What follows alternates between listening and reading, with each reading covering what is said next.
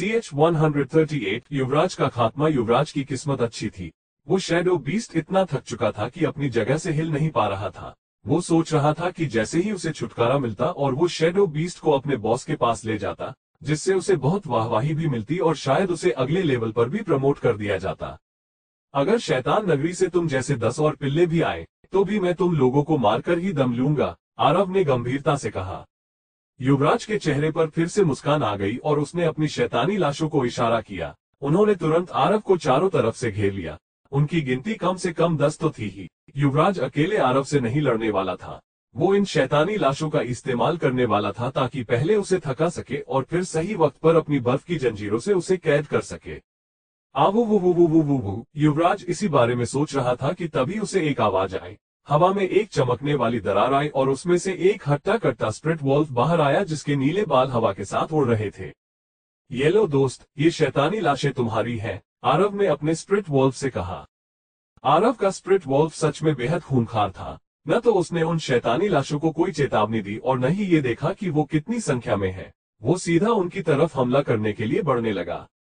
Spirit wolf को अपनी तरफ बढ़ते हुए देखकर शैतानी लाशों का गुस्सा बहुत बढ़ गया था। वो 10 थी और आरव का स्प्रिट वॉल्फ अकेला, फिर भी वो उन पर हमला कर रहा था। शैतानी लाशों ने आरव के स्प्रिट वॉल्फ को घेर लिया और उस पर चारों तरफ से हमला करने लगी। वो उसे अपने नुकीले पंजों से इतना घायल करना चाहती थी कि वो ऐसे ही मर जाए। लेकिन आरव के स्प्रिट वॉल्फ को हराना इतना आसान नहीं था। जितनी शैतानी लाशों ने स्प्रिट वॉल्फ पर हमला किया, उनमें से 2 को उसने यूं ही पिचका दिया और अपने पंजों से कुचल दिया। ये देखकर आरव को एहसास हुआ कि उसके स्प्रिट वॉल्फ की कॉम्बैट पावर पहले से और भी ज्यादा बढ़ गई है। भले ही उसकी शक्ति 10 शैतानी लाशों के बराबर नहीं थी, लेकिन वो आसानी से उन्हें हरा सकता था। आरव के लिए सबसे जरूरी था शैतान नगरी के उस प्यादे युवराज को मारना जो आर्केन मैजिक यूनिवर्सिटी में एक स्टूडेंट बनकर रहता था। वो था तो एक प्यादा ही, लेकिन उनके बॉस तक पहुंचने से पहले उसको मारना बेहतर था। आरव युवराज से इस बंद जगह पर मैजिक बैटल नहीं करना चाहता था। उसकी बर्फ की जंजीरें बहुत शक्तिशाली थी। अगर आरव उसमें फंस जाता तो उसकी जान को भी खतरा हो सकता था। इतना सोचने का कोई फायदा नहीं, इसे सीधा मार देना चाहिए, आरव ने खुद से कहा। उसके पास दोनों सबसे ताकतवर एलिमेंट्स थे, फायर और लाइटनिंग। अगर कहीं भी उसका फायर स्पेल काम नहीं करता तो वो आसानी से अपने थंडर बोल्ट का इस्तेमाल कर सकता था। अब देखता हूँ ये मेरे वार से कैसे बचता है, आरव ने मन में कहा और तभी उसकी बॉडी के चारों तरफ पर्पल लाइटिंग आ गई। कुछ ही देर बाद उसके पैरों के नीचे स्टार पाथर बनने लगे और वो एक स्टार एटलस में बदलने लगा। अब आरव को अपनी शक्तियां छिपाने की कोई जरूरत नहीं थी। उसे शैतान नगरी के इस प्यादे को दिखाना था कि संजीवनी भूमि का हर इंसान कमजोर नहीं होता। डार्क पर्पल कलर की ये कोई कॉमन ग्रेड लाइटिंग नहीं थी। युवराज बर्फ की जंजीरें वापस अपनी तरफ खींचने लगा। वो इनका इस्तेमाल खुद की सुरक्षा के लिए करना चाहता था, लेकिन जैसे ही उसने आरव की लाइटनिंग का डार्क पर्पल कलर देखा, उसकी आंखें फटी की फटी रह गईं। लाइटनिंग एलिमेंट पहले ही काफी शक्तिशाली होता था और स्प्रिट ग्रेड सीड के साथ मिलकर तो इसकी ताकत कई गुना बढ़ जाती थी। इतनी कि अगर युवराज इससे बचने के लिए किसी डिफेंस इक्विपमेंट के साथ साथ अपनी उन बर्फ की जंजीरों का भी इस्तेमाल करता तो भी वो इस लाइटनिंग के हमले से नहीं बच पाता। युवराज समझ गया था कि वो अब मुसीबत में है। तभी उसने शैतानी लाशों को जोर से आवाज लगाई, जल्दी मारो उसे। अब आरव की स्प्रिट ग्रेड लाइटनिंग से बचने का कोई रास्ता नहीं था। वो सिर्फ आरव की स्टार एटलस को बनने से रोकने की कोशिश कर सकता था। अगर वो ऐसा नहीं कर पाता तो अपनी जान से हाथ धो बैठेगा। उसके ऑर्डर सुनते ही 2 शैतानी लाशें आरव की तरफ हमला करने के लिए बढ़ने लगी। आरव अब भी अपनी स्टार एटलस बना रहा था। वो दोनों शैतानी लाशें स्प्रिट वॉल्फ से बचने के लिए अपने नुकीले पंजों से दीवार पर चढ़ने लगी। धीरे धीरे वो आरव के पास पहुंचते जा रहे थे। इस वक्त आरव के 6 स्टार पाथ बन गए थे और अब बस एक बनना बाकी था। अगर वो इसे नहीं बना पाता तो अपने इंटरमीडिएट लाइटनिंग स्पेल का भी इस्तेमाल नहीं कर पाता। आवू वू वू वू वू वू वू। अचानक वहां स्पिरिट वॉल्फ के गुर्राने की आवाज सुनाई दी। जब आरव ने स्पिरिट वॉल्फ पर अपना इम्प्रिंट लगाया था तो उसके और स्पिरिट वॉल्फ के बीच में एक सोल कनेक्शन बन गया था, जिसकी मदद से स्पिरिट आरव के मन की बातें समझ सकता था। जब उसे एहसास हुआ कि 2 शैतानी लाशें उस पर हमला कर रही हैं, तो वो जोर से गुर्राया। गुर्राने के बाद उसकी रफ्तार अचानक बढ़ गई। उसने ये भी ध्यान नहीं दिया कि उसके शरीर पर 2 शैतानी लाशें चढ़ी हुई थी और उसे नोच रही थी। वो सीधा आरव की तरफ भागने लगा, जहां दूसरी शैतानी लाशें उस पर हमला करने वाली थी। पहले तो आरव सोच रहा था कि वो अपनी स्टार एटलस पूरी करे या नहीं, लेकिन जैसे ही उसने अपने स्पिरिट को उन शैतानी लाशों की तरफ भागते हुए देखा, तो उसका दिमाग शांत हो गया और वो फिर से अपनी स्टार एटलस बनाने पर ध्यान देने लगा। आरव का स्पिरिट वॉल्व तेजी से भागा और सीधा जाकर उन दो शैतानी लाशों से टकरा गया। फिर उसने उन दोनों शैतानी लाशों को नोचना शुरू कर दिया। देखते ही देखते शैतानी लाशों के कई टुकड़े हो गए जिन्हें उसने सीधा दीवार पर दे मारा। इसके बाद उन शैतानी लाशों को जमीन पर पटक दिया जो उसके ऊपर चढ़ी हुई थी और उसे अपने पंजे मार रही थी। जब दूसरी शैतानी लाश आरव पर हमला करने के लिए कूदी तो स्पिरिट वोल्फ ने अपने मुंह में दबी हुई शैतानी लाश को सीधा उसकी तरफ फेंक दिया, जिससे वो दोनों जाकर आरव के पास ही गिर गई। अपने स्पिरिट वॉल्फ की कॉम्बैट पावर देखकर आरव बेहद इम्प्रेस हो गया था। उसने अपने स्पिरिट वॉल्फ को एक इशारा किया और लाइटिंग बढ़ने लगी। इंद्र वज्र, आरव ने जोर से कहा। ये बोलते ही चारों तरफ का मौसम बदल गया और वहां आसपास लाइटनिंग एनर्जी की मौजूदगी महसूस होने लगी। इस लाइटनिंग की शक्ति इतनी ज्यादा थी कि जब आरव के पास पड़ी हुई उन शैतानी लाशों ने उठकर उस पर हमला करने की कोशिश की तो उनके शरीर में ये लाइटनिंग दौड़ने लगी। ऐसा लग रहा था कि कोई उन्हें जोर से बिजली के झटके दे रहा था। उनकी पूरी खाल जल गई थी और हड्डियां भी चकनाचूर हो गई थी। थंडरबोल्ट, आरव ने अपने पास पड़ी हुई उन शैतानी लाशों की तरफ देखा भी नहीं और अपने हाथ से आसमान की तरफ इशारा किया। अगले ही पल एक बहुत बड़ा डार्क पर्पल थंडरबोल्ट युवराज के ठीक ऊपर काले आसमान में छा गया। युवराज इस कदर डर गया था कि वो थर थर कांपने लगा। उसने अपनी बर्फ की जंजीरें खो दी थी। ज्यादातर मैजिशियन अपने बर्फ की जंजीरों का इस्तेमाल अपने दुश्मन को रोकने के लिए करते थे और आमतौर पर युवराज भी अपने इन बर्फ की जंजीरों को कंट्रोल करने में एक्सपर्ट था। वो तो इन जंजीरों का इस्तेमाल खुद की सुरक्षा के लिए भी कर लेता था, लेकिन आरव के थंडरबोल्ट को देखकर उसकी ये बर्फ की जंजीरें किसी काम की नहीं रह गई थी। जब आम प्रोटेक्टिव स्पेल्स थंडरबोल्ट के हमले के सामने फेल हो जाती थी तो फिर इन बर्फ की जंजीरों की क्या मजाल। ये तो कोई प्रोटेक्टिव स्पेल भी नहीं थी। कड़ाकक, अंत में जब डार्क पर्पल थंडरबोल्ट युवराज की तरफ गिरने लगा तब उसने जान बचाने के लिए अपनी मैजिक शील्ड को एक्टिवेट किया, लेकिन थंडरबोल्ट की शक्ति उसकी सोच से भी परे थी। जैसे ही थंडरबोल्ट उसकी मैजिक शील्ड से टकराए, उसकी मैजिक शील्ड के हजारों टुकड़े हो गए। इसके बाद उसकी बर्फ की जंजीरें जो उसके चारों तरफ उसकी सुरक्षा के लिए लिपटी हुई थीं, वो भी थंडरबोल्ट के हमले को बर्दाश्त नहीं कर पाई। इन दो चीजों के कारण युवराज की जान तो बच गई थी, लेकिन थंडरबोल्ट के वाइब्रेशंस ने उसकी पूरी हड्डियों को तोड़कर रख दिया था। अब वो जमीन पर एक मिट्टी के पुतले की तरह पड़ा था। वो हैरानी से अपने शिकार की तरफ देख रहा था जिसकी शक्ति ने उसे निस्तेनाबूद कर दिया था। युवराज बहुत मुश्किल से अपना हाथ अपने सीने पर लेकर गया जहां एक बेहद खतरनाक जहर था, लेकिन इससे पहले कि वो उस तक पहुंच पाता, आरव अपनी फर्स्ट लेवल शेडो स्पेल का इस्तेमाल करके उसके ठीक सामने पहुंच गया। फायर बर्स्ट, आरव के हाथ में एक फायर बॉल आ गई थी और जैसे ही उसने इसे अपने हाथ से उसे छोड़ा, ऐसा लगा मानो गर्म लावा युवराज के शरीर पर गिर रहा हो। असल में युवराज वो जहर खाने की कोशिश कर रहा था, लेकिन आरव ने उसका हाथ पकड़ लिया था और उस पर फायर बर्स्ट स्पेल से हमला कर दिया था। युवराज ने गुस्से में चिल्लाया। आरव ने उसके बाद कुछ भी नहीं कहा। वो युवराज के पूरी तरह से जलने का इंतजार कर रहा था। वो चाहता था कि युवराज को भी उतना ही दर्द हो जितना विराट को हुआ था। युवराज विराट जैसे अच्छे लड़के की मौत का जिम्मेदार था। अगर उसने अपनी चाल नहीं चली होती तो विराट आज भी जिंदा होता। तुम्हें लगा कि मैं तुम्हें बिना दर्द की मौत मरने दूंगा? जो तुमने मेरे दोस्त के साथ किया उसके बाद तो बिल्कुल भी नहीं, आरव ने उस पर चिल्लाकर कहा।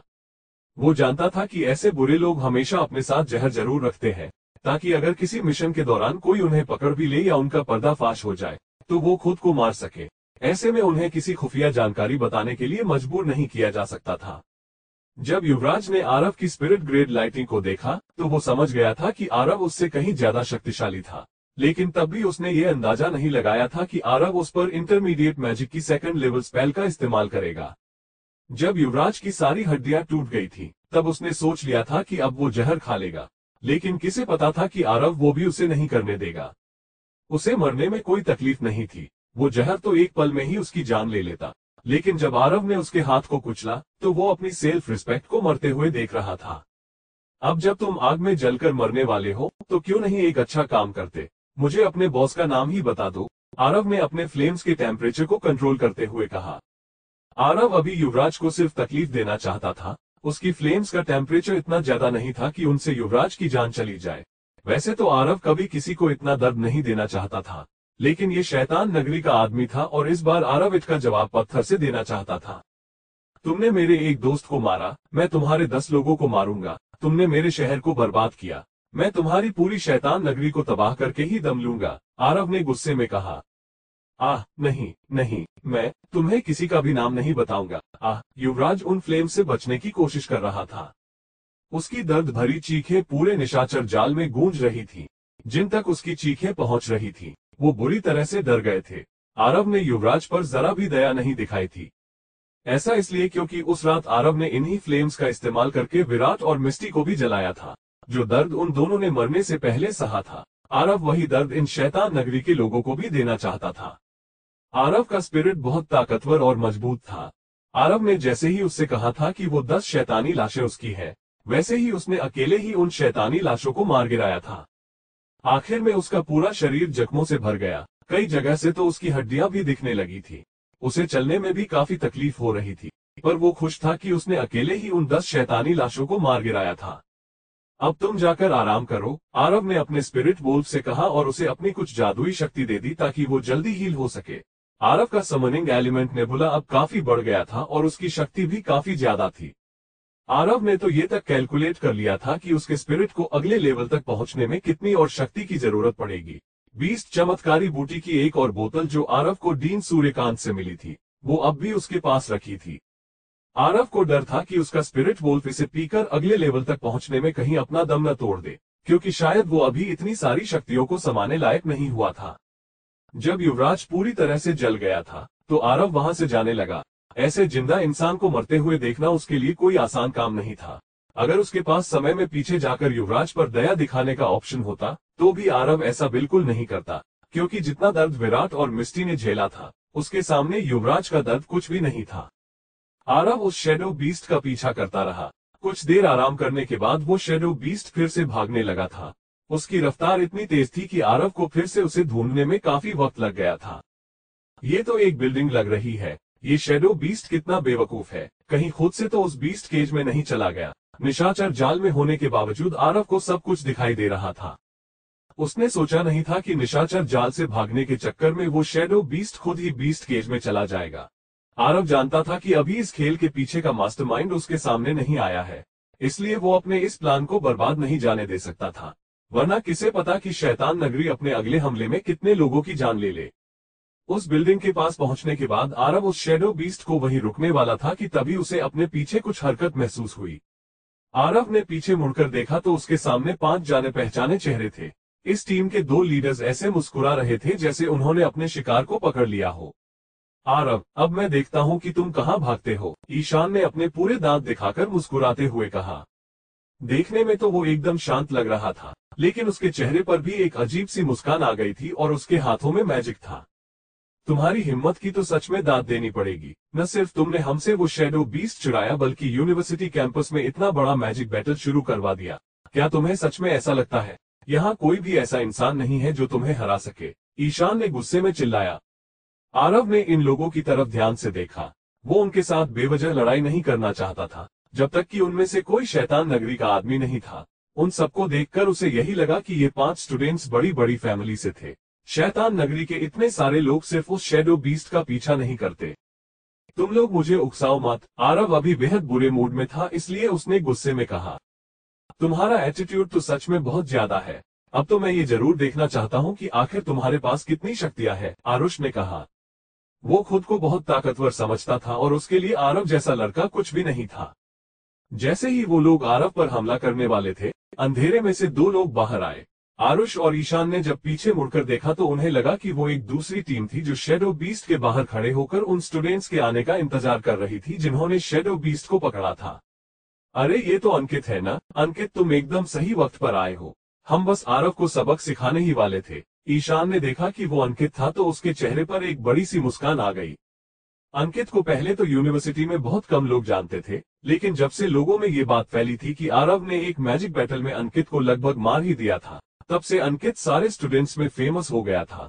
स्टूडेंट्स को ये भी पता चला था कि अंकित के एक दोस्त प्रवीण ने उसे आरव को सबक सिखाने के लिए भेजा था, लेकिन आरव ने तो उसकी हड्डी पसली एक कर दी थी। प्रवीण भी अंकित के साथ वहां मौजूद था। उसने एक ही नजर में आरव को पहचान लिया था और उसके चेहरे पर एक ताना मारने वाली मुस्कान आ गई थी।